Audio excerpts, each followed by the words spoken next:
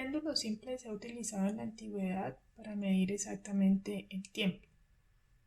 Este sistema es un sistema ideal que está conformado por una cuerda inextensible de longitud L a la que se le conecta una masa puntual M. El ángulo θ es medido con respecto a un eje vertical. Entonces, cuando este péndulo se desplaza como en la figura hacia la derecha y se suelta, este sistema comienza a oscilar hacia un lado y hacia otro, alrededor de una posición de equilibrio. En este caso, la posición de equilibrio estaría dada por el valor de θ igual a 0 grados o 0 radianes. Este sistema oscila porque sobre él actúa una fuerza restauradora, que en este caso va a ser una componente del peso que está dirigida en esta dirección. Y despreciaremos cualquier tipo de fuerza de resistencia del aire. Es decir, este es un sistema completamente ideal en el que la energía se va a conservar. El movimiento del péndulo es a lo largo de un arco de una circunferencia, como vemos en esta figura. Cuando tenemos un movimiento circular, el arco estaba dado por esta distancia S y era igual al producto del radio de esa circunferencia por el ángulo. Ahora, en el caso del péndulo, el desplazamiento a lo largo de ese arco, de esa circunferencia, va a ser el producto de la longitud de la cuerda por este ángulo. La velocidad de esta partícula o de esta masa puntual va a ser la derivada con respecto al tiempo de este desplazamiento. Esta velocidad es una velocidad tangencial, que es dirigida, digamos, tangencialmente a lo largo de esta trayectoria circular. Y será igual al producto de la longitud de la cuerda por la derivada con respecto al tiempo de ese ángulo. La aceleración del péndulo va a ser igual a la derivada de la velocidad con respecto al tiempo, que también será una aceleración tangencial, y será igual a la longitud de esa cuerda por la segunda derivada del ángulo con respecto al tiempo. Bien, como se trata de un movimiento periódico y la cantidad que está oscilando, que está variando con el tiempo es θ, esa cantidad se puede escribir usando esta función. θ sub 0, que viene siendo una amplitud, por un coseno de omega sub 0 t más phi. Ahora encontraremos la frecuencia natural de vibración del péndulo simple, utilizando la ecuación diferencial de movimiento que se obtiene al aplicar la segunda ley de Newton. Para esto, entonces, identifiquemos las fuerzas que actúan sobre la partícula de masa n. Entonces, sobre esta partícula actúa una tensión, que es la fuerza que ejerce la cuerda sobre esta y está dirigida a lo largo de la cuerda. Además, también actúa un peso que está dirigido verticalmente hacia abajo. Como la oscilación es a lo largo de esta trayectoria circular, del arco de esta circunferencia, nos interesa realizar la sumatoria de fuerzas a lo largo de este eje, que llamaremos el eje X. Y el eje Y entonces será un eje perpendicular que va a pasar a lo largo de la cuerda.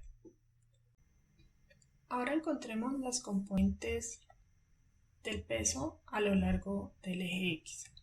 Para esto vemos que el peso viene siendo la hipotenusa de este triángulo rectángulo. Si calculamos el seno de θ de ese triángulo, sería igual al lado opuesto a este ángulo, que sería la componente en X del peso que queremos encontrar, sobre la hipotenusa, que viene siendo mg. Si despejamos de aquí, esa componente en x nos da el producto de mg por seno de teta. Si quisiéramos encontrar la componente del peso a lo largo del eje y, podremos calcular el coseno del ángulo. Entonces el coseno del ángulo es igual al lado adyacente, que es este, que sería la componente en y del peso, sobre la hipotenusa, que es mg. Entonces esa componente en y del peso es mg por el coseno de teta. Además, vamos a tomar nuestro punto de referencia para los desplazamientos de este péndulo justamente aquí. Entonces cualquier desplazamiento hacia la derecha de este punto lo tomaremos como positivo y cualquier desplazamiento hacia la izquierda de este punto lo tomaremos como negativo. Ahora entonces ya podemos hacer la sumatoria de fuerzas a lo largo del eje X. Vemos que la única fuerza que actúa en este eje es mg seno de teta. Pero como esa fuerza está dirigida hacia la izquierda de este eje, entonces le agregamos un signo menos. Y esa sumatoria de fuerzas va a ser igual al producto de la masa por la aceleración del bloque, que es una aceleración tangencial y viene siendo la segunda derivada de este desplazamiento a lo largo de este arco de la circunferencia con respecto al tiempo. Y además, de acuerdo con las relaciones que encontramos anteriormente, esa aceleración la podemos escribir como el producto de la longitud por la aceleración angular, que es la segunda derivada de teta con respecto al tiempo. Entonces, si lo sustituimos, esta parte nos da m por la longitud de la cuerda y la segunda derivada del ángulo con respecto al tiempo. El menos entonces aquí lo que nos indica es que esta fuerza es una fuerza restauradora que tiende a llevar esta masa a su posición de equilibrio. Esta ecuación, así como está escrita, no representa un movimiento armónico simple, porque no depende linealmente del desplazamiento, que en este caso es un desplazamiento angular. Recordemos que para un sistema masa-resorte, su ecuación diferencial de movimiento estaba dada por esta expresión. Entonces, por un lado teníamos una fuerza elástica que era igual a menos k por x, que dependía del desplazamiento, y eso era igual a la masa de ese bloque por su aceleración. Entonces, de alguna forma tenemos que transformar esta ecuación, sobre todo este término, en una cantidad lineal para que el movimiento que siga ese péndulo simple sea un movimiento armónico simple. El péndulo oscila con un movimiento armónico simple cuando las oscilaciones son pequeñas, o sea, cuando el ángulo teta es pequeño. Así, esta función seno de teta se puede expandir en series de potencias para ángulos pequeños. Y ese seno de teta entonces va a ser aproximadamente igual a teta menos teta al cubo sobre 3 factorial más teta a la 5 sobre 5 factorial más puntos suspensivos. Vamos a tomar el primer término en esta expansión en series, o sea que el seno de teta lo vamos a aproximar a teta. Y vamos a ver para qué valores de teta es válida esta aproximación. Entonces, en esta figura tenemos un gráfico de teta, de la función teta y de la función seno de teta. Vemos que estas dos curvas son indistinguibles cuando el ángulo teta es menor o igual a 0.4 radianes, que son aproximadamente 15 grados. Esto quiere decir entonces que esta aproximación, seno de teta aproximadamente teta, es válida para ángulos menores o iguales a 15 grados. Sustituyendo esta expresión en la ecuación diferencial de movimiento, entonces esta expresión nos queda menos mg por θ igual al producto de la masa, la longitud del péndulo y la aceleración angular tsp. Esta última ecuación diferencial representa un movimiento armónico simple, que vemos que la fuerza restauradora, que es menos mg por θ, es directamente proporcional al ángulo. Depende linealmente con el desplazamiento, que en este caso es un desplazamiento angular. En esta expresión podemos también cancelar la masa, porque aparece a ambos lados, y pasamos esta cantidad L a dividir y obtenemos esta ecuación diferencial, donde identificamos que la frecuencia de vibración elevada al cuadrado es igual a G sobre L. Y la frecuencia natural de vibración es la raíz de esa cantidad y el periodo es 2π por la raíz de L sobre G. También podríamos haber obtenido la ecuación de movimiento en términos de X, que viene siendo el desplazamiento a lo largo del arco que describe ese péndulo simple. Para eso simplemente se puede sustituir en esta expresión el X por el producto de L y θ y la segunda derivada por el producto de L y θ dos puntos. Las soluciones a la anterior ecuación diferencial vienen dadas por estas expresiones. Si usamos la ecuación diferencial en función de θ, el desplazamiento estaría dado por esta función, θ sub 0 coseno de omega sub 0 t más phi. También se puede usar una función seno o una combinación lineal de esas dos funciones. Para esta expresión, entonces, la velocidad será una velocidad angular, un θ punto de t o un v sub θ, vendría siendo menos omega sub 0, θ sub 0 seno de omega sub 0 t más phi. Su segunda derivada, que es la aceleración angular, sería un menos omega sub 0 al cuadrado, θ sub 0 coseno de omega sub 0 t más phi. Ahora, si usamos la ecuación diferencial en términos de X, el desplazamiento a lo largo del arco de esa circunferencia sería este. Y su derivada temporal sería la velocidad tangencial y su segunda derivada sería la aceleración tangencial. Cuando el péndulo oscila, hay una variación en la altura medida con respecto a este punto. Por tanto, él va a tener asociada una energía potencial gravitacional, que es el producto de la masa por la gravedad y por esta altura. Como vimos anteriormente, usamos θ para representar el movimiento oscilatorio de ese péndulo. Por tanto, esa energía potencial también debe estar en función de esta cantidad. Para eso vamos a utilizar el diagrama que aparece en esta figura.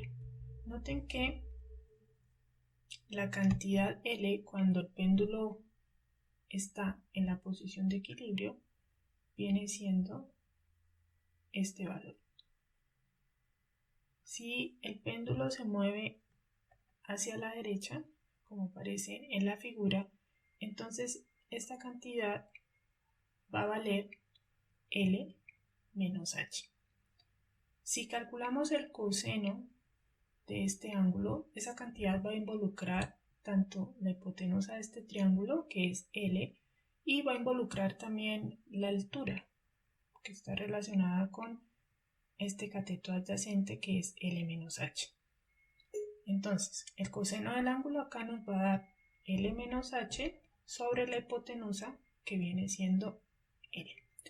Si de esta ecuación despejamos el L, pasándolo acá a multiplicar y después factorizando con este término, llegamos a que la altura es igual a L por 1 menos el coseno de θ. Habíamos dicho además que ese péndulo simple sigue un movimiento armónico simple para pequeñas oscilaciones o vibraciones. Entonces también podemos expandir esta función coseno de teta en series de potencias, que son válidas cuando este ángulo teta es muy pequeño. La expansión en series del coseno de teta viene dada por esta expresión.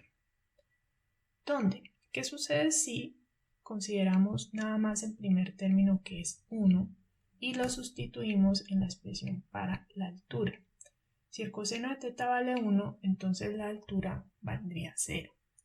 Es decir, que no habría una oscilación. Entonces, por tanto, es necesario considerar un término adicional en esta expansión en series, que sería el término teta al cuadrado sobre 2 factorial, que es 2.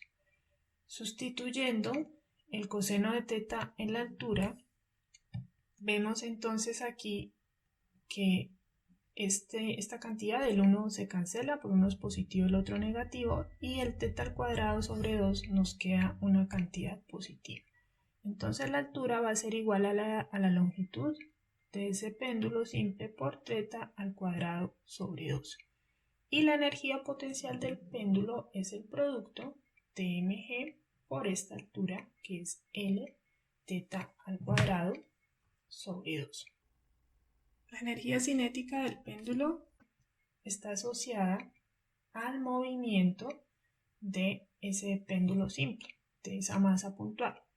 Entonces, esta masa puntual va a tener una velocidad que es una velocidad tangencial y que está dada por el producto de la longitud de esa cuerda por la derivada con respecto al tiempo de este ángulo teta. La energía cinética, pues sabemos que es un medio de la masa por la velocidad al cuadrado.